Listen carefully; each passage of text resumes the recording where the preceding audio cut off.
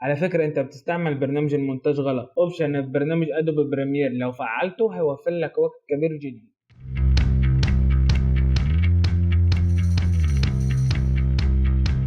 مساء الفل، ازيك يا مليونير منك ليه؟ عاملين ايه؟ كويسين؟ في الفيديو النهارده هنتعرف على اوبشن بسيط في برنامج ادوبي بريمير لو فعلته هيوفر لك وقت كبير جدا جدا في المونتاج. تعالوا نتعرف عليه واحده واحده مع بعض. فاكرين الفيديو بتاع خطوات المونتاج اللي بيمر بيها الفيديو عشان يطلع لكم بالشكل اللي بتشوفوه؟ في الفيديو ده كان في خطوتين هما اللي بياخدوا وقت كبير. الخطوه السادسه بتاعت الريندر، ودي تقريبا كانت بتاخد من 3 ل 10 ساعات ريندر على حسب طول الفيديو، لكن لما نشغل الاوبشن ده انا مش مضطر ان انا اعملها اصلا، هو بيلغيها لي خالص. انا مش مضطر اعمل ريندر عشان امشي على الفيديو من غير ما يعمل تقطيع معايا، يعني امشي على الفيديو واعمل كتات براحتي من غير ما الفيديو يعلق معايا او ما يمشيش سلس. كنت الاول بضطر اعمل ريندر عشان القصه دي اعرف امشي سلس على الفيديو واعرف اعمل كتات براحتي، لكن دلوقتي من غير ما اعمل اصلا ريندر وامشي عليه براحتي وما يعملش معايا تعليق ولا حاجه. الخطوه الثانيه هي الخطوه التاسعه بتاعت الاكسبورت، ودي كانت بتاخد حوالي من 5 ل 14 16 ساعه على حسب الفيديو والشغل المعمول فيه، لكن دلوقتي بعد ما افعل الاوبشن ده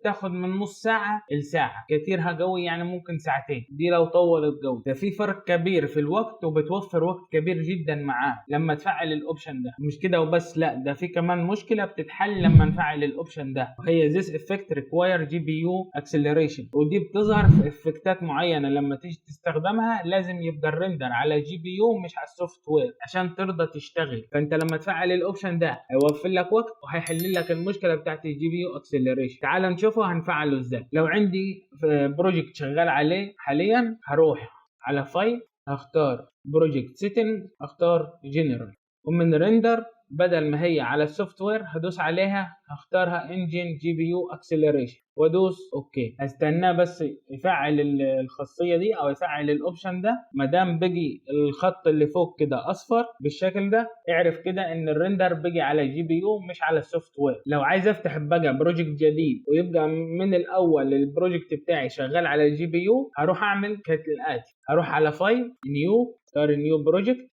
هختار طبعا الاسم والمكان براحتك. الريندر بقى معمول انجن سوفت وير اونلي، هدوس عليها واختار انجن جي بي يو اكسلريشن وادوس اوكي. هدوس ريبليس عشان انا كنت عامل واحد بنفس الاسم فانا مش عايزه كده. يبقى البروجكت بتاعك من الاول شغال على جي بي يو مش على السي بي يو. بس في مشكله ممكن تواجهك لما تحب تشغل الريندر على الجي بي يو مش على السوفت وير، وهي ان ممكن لما تروح تفعل الاوبشن ده ما تلاقيهوش مفعل عندك اصلا او مش متاح ان انت تغيره. فليه حل، وهو هنقفل الاول برنامج ادوبي بريمير خالص. اي مكان فاضي دوس كليك يمين، اعمل نيو تكست دوكيمنت، افتحه بقى، افتح زيز بي سي، كليك يمين بروبرتيز، اختار منها ديفايس مانجر وهروح على ديسبلاي ادابتر، دوس عليها. عندك 2 كارت شاشه، اكتب اسمين الكارت شاشه في التكست دوكيمنت، هكتبهم وارجع لكم تاني.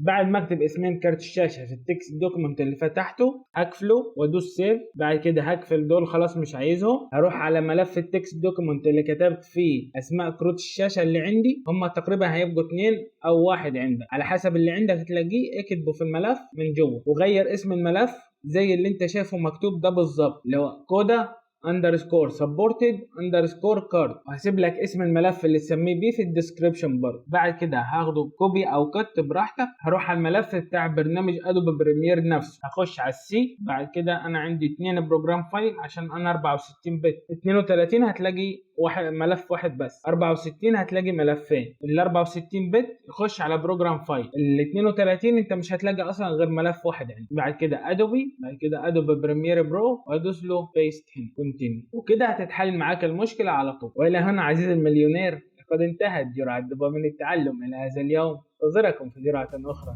إلى اللقاء.